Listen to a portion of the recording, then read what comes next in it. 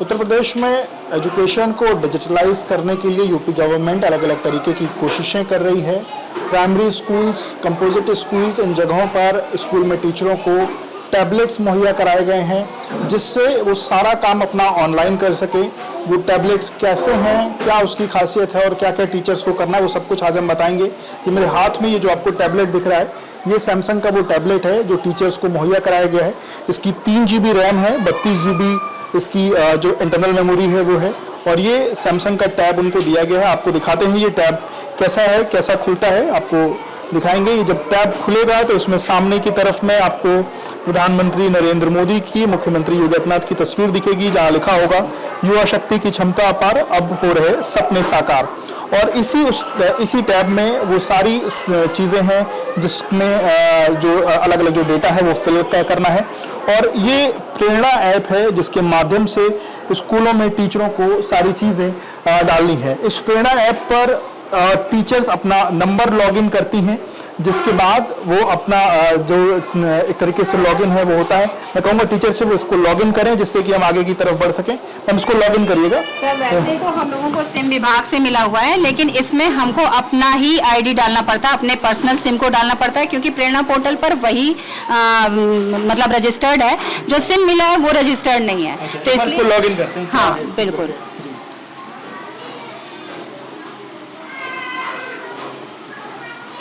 ये फिलहाल लॉगिन हो रहा है और यहाँ लिखा हुआ है कृपया प्रतीक्षा करें, आपका डेटा लोड हो रहा है।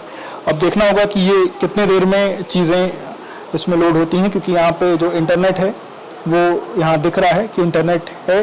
हालांकि यहाँ पे 4G दिख रहा है, पर इंटरनेट की स्पीड बहुत नाम मात्र फिलहाल देखने में आ रही है। मैं इस वक्त लखनऊ का जो क्षेत्र है, लखनऊ का गोमती नगर विस्तार का क्षेत्र, वहाँ मैं मौजूद हूँ, जो कि एक शहरी क्षेत्र है।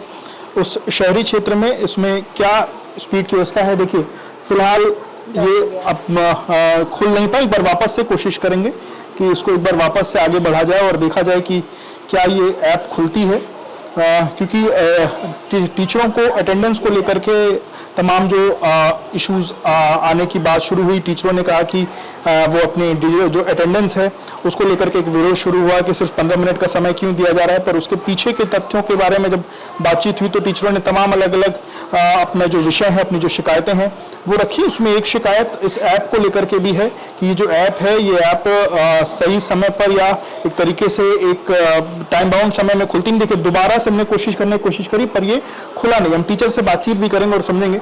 हमने ये दोबारा कोशिश करी खुलने की, पर ये खुला नहीं है। ये आप लोग सुबह सबसे पहले आपको तो अटेंडेंस जो देनी है, तो आप लोग कितना समय लगता है अटेंडेंस देने में, या अगर कोई काम आप लोग करते हैं तो कितना समय लगता है अपडेट होने में? सर अभी अटेंडेंस तो हमने नहीं दी है, लेकिन बस ये है कि हम लोग अभी छात्र जो बच्चों की प्रेजेंस होती थी वो देते थे।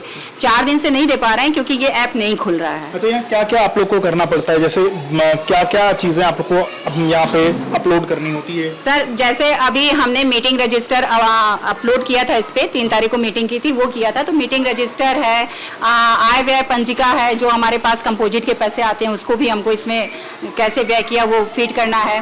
साथ में मिड डे मील का डेली करना है, बच्चों की प्रेजेंस डेली करनी है, टीचर्स प्रेजेंस पंजिका है।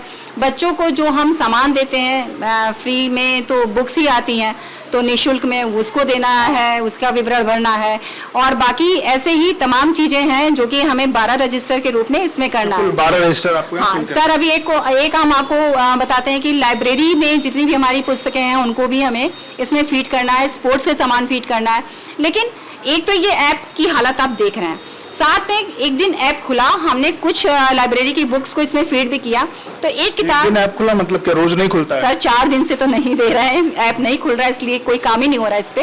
तो हमने उस दिन जो है लाइब्रेरी की बुक को फीड किया, उसमें इतनी ज़्यादा अनर्गल इन्फॉर्मेशन मांगी है कि एक किताब को फीड करने में कम से कम 7 से 8 मिनट लग रहा है। अच्छा, हमारे इन्फॉर्मेशन अनर्गल है? जी हाँ। अब हमारी जो है लाइब्रेरी में अगर 200, 250, 300 किताबें हैं तो हम तो इसी में जूझे रह जाएंगे।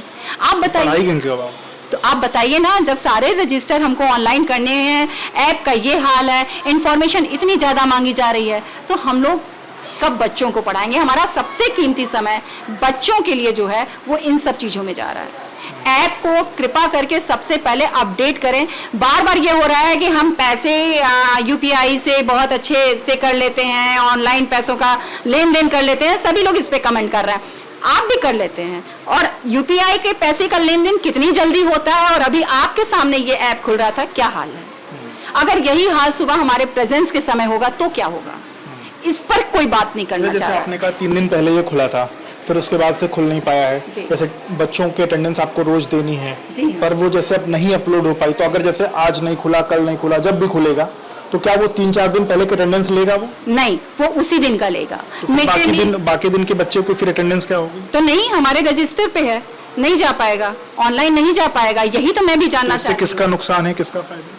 सर हमारा तो कुछ फर्क नहीं पड़ना है, क्योंकि हम डेली बच्चों का अटेंडेंस रजिस्टर पे लेते रहे हैं, अपना भी साइन हम आके करते ही हैं, हमारा तो कुछ नुकसान नहीं है। अब इस ऐप के थ्रू हमारे विभाग को क्या नुकसान होता है वो तो वही बता पाएंगे। हमारी प्रेजेंस नहीं जाएगी तो ऑब्वियसली हमारा बड़ा नुकसान होगा, क्योंकि अगर हम मान लीजिए कि 2 मिनट 4 मिनट पहले किसी तरीके से किसी दिन पहुँचते भी हैं, और मतलब 15-20 मिनट का मार्जिन नहीं है हमारे पास स्कूल पहुँच के, और ये ऐसे ही नहीं खुला, तो हमारा क्या होगा।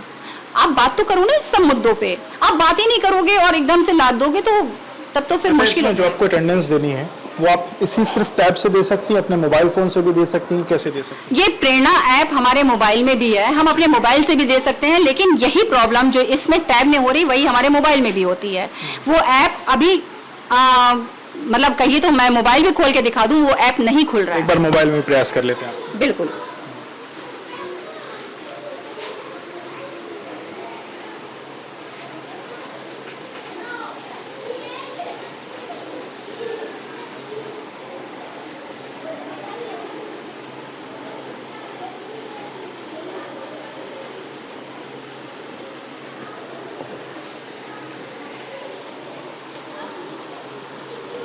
जब तक फिलहाल हम लोग मोबाइल में खोल रहे हैं इस ऐप को, और यहाँ पे देखिए डेटा जो है वो 5G डेटा आ रहा है, और देखते हैं क्या ये स्थिति है। अभी भी हम गोमती नगर एक्सटेंशन की तरफ में ही मौजूद हैं, और इस ऐप को खोलने में क्या समय लगता है या कितना समय लगता है ये एक बार हम आपको दिखाने की कोशिश कर रहे हैं।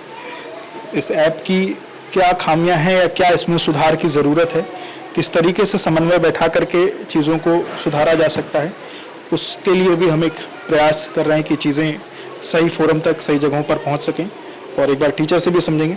मैम अभी तो ये लगातार ऐसे ही हो रहा है, क्या ये ऐसे ही होता है? सर मैंने बताया ना कि पिछले 4 दिन से ये ऐसे ही हो रहा है, हम लोग इस पर बच्चों की प्रेजेंस या एमडीएम नहीं दे पा रहे हैं, और यही हमारी परेशानी के भी मतलब कारण है कि आप जो है इन मुद्दों पर बात करिए कि अगर हमारा ऐप नहीं खुला तो क्या होगा। अगर जैसे आप ऑनलाइन अटेंडेंस अपनी लगा रही होती हैं, पर अगर 4 दिन से आप कह रही हैं अटेंडेंस नहीं लगी, तो ऑलरेडी फिर तो आपका जो है वो रहता।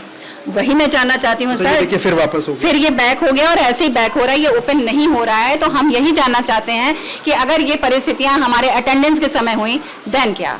बिल्कुल। तो देखिए ये अपने आप में एक बड़ा सवाल है। टीचर्स का विरोध जो है वो अलग अलग जगहों पर देखने को मिल रहा है, पर उसके पीछे सिस्टम की क्या खामियां हैं वो ये हैं, इसमें कहीं ना कहीं सुधार की ज़रूरत है, और एक बार बातचीत से इस तरीके की चीज़ें संभवतः आगे सही हो सकती हैं, और इस जो खामियां हैं उनको भी कहीं ना कहीं दूर करने की आवश्यकता है। उसके बाद इस तरीके की व्यवस्था को शुरू करना चाहिए।